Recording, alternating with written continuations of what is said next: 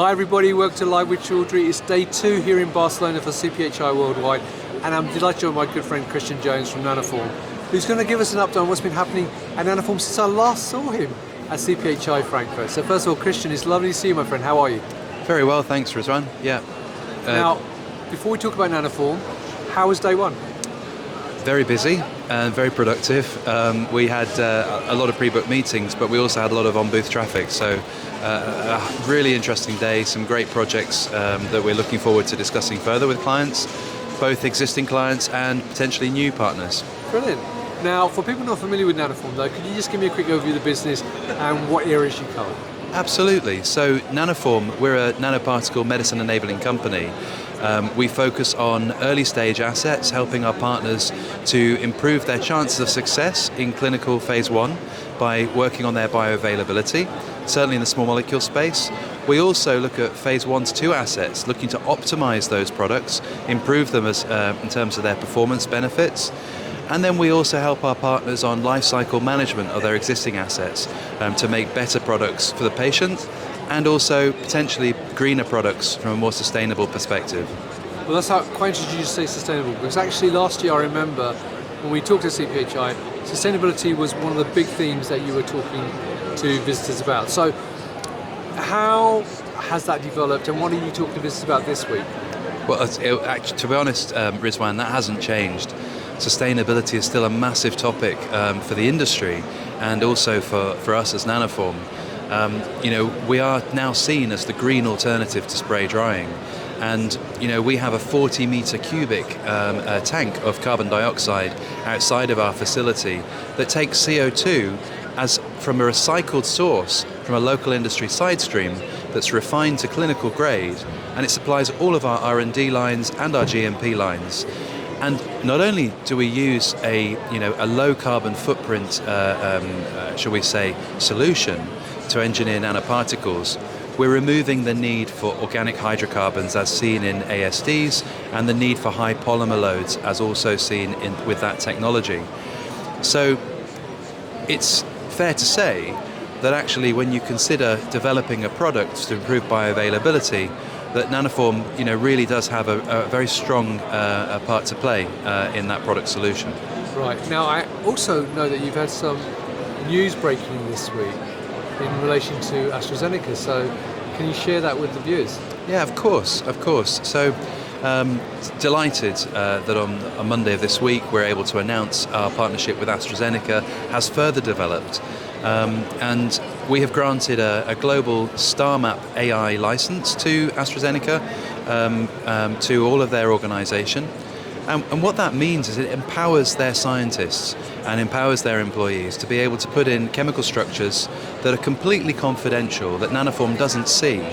And they will be able to plot whether they're a good fit for our technology, which ones are in the sweet spot, and which ones to come and approach Nanoform for further discussions on development projects.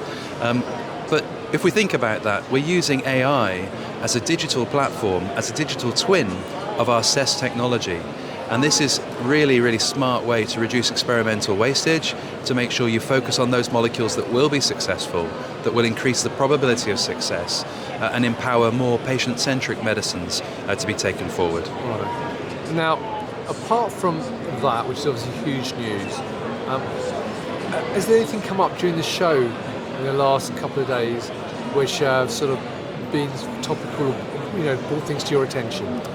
Yeah, I think the industry is evolving and has been evolving for many years.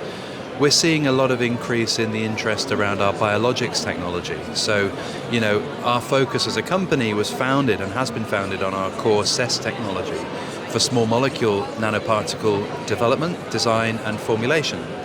But also our proprietary biologics technology this last year has become US patent approved. Right.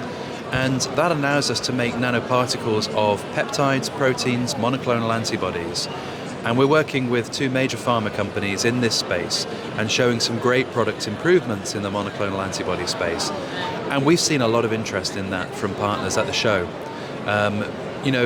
Lots of discussions around GLP-1s, around peptides, oligonucleotides. How can we increase, for example, the drug load per unit volume in those types of presentations? How could we develop oral formulations around those? How could we make long-acting injectable products be possible with those types of products? And I think that's what our technology may well and truly be able to do. That's fantastic. Now, final question for you is there anything else that's happened recently that viewers should know about with regards to Nanoform? Well, if you're not aware, just the week before last, we had an announcement with our partner, long-term partner, TargTex.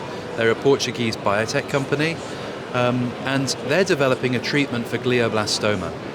And they came to us a couple of years ago with a hydrogel-based formulation.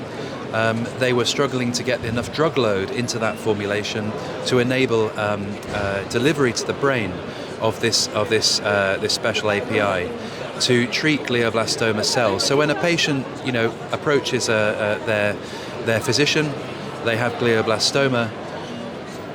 It's a very, very, shall we say, traumatic experience for the patient. The survival rate is very low, and it's a very limited time of survival. So the initial treatment is normally to remove the tumour, but then you're still looking at a lifetime expectancy of months, Right. possibly a year. So it's a really horrendous disease.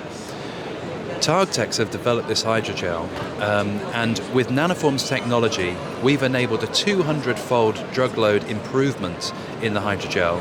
And we've got some fantastic animal data where we see 40% of the animals that have had long-term survival where the glioblastoma does not recur. That's fantastic. Now, they've never seen this with any other technology that they've used. And that has now enabled an FDA orphan drug designation for TargTex for their hydrogel that's been enabled by Nanoform for malignant gliomas. And that also opens up 7-year exclusivity for them for products in this space. So we're truly excited about how we've been able to help them to provide hope for patients in this horrendous disease area. Well, that truly is fantastic news.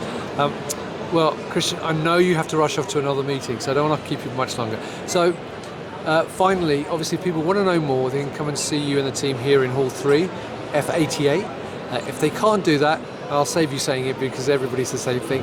They can come and follow you on your LinkedIn page, which you're very, Absolutely. very active. And obviously go to your website because Nanoform, I know, are at many, many events for the rest of this year, both in Europe and North America. So viewers, check out their website. All the details will be there above this video, actually. You can click on the links, save you having to search for it. So Christian, as always, my friend, it's a pleasure to see you. I hope you have a fantastic week here in Barcelona.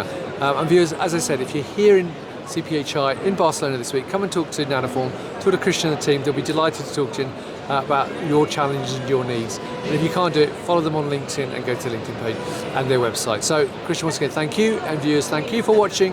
And until next time, stay well and stay safe. Bye-bye. Thank you.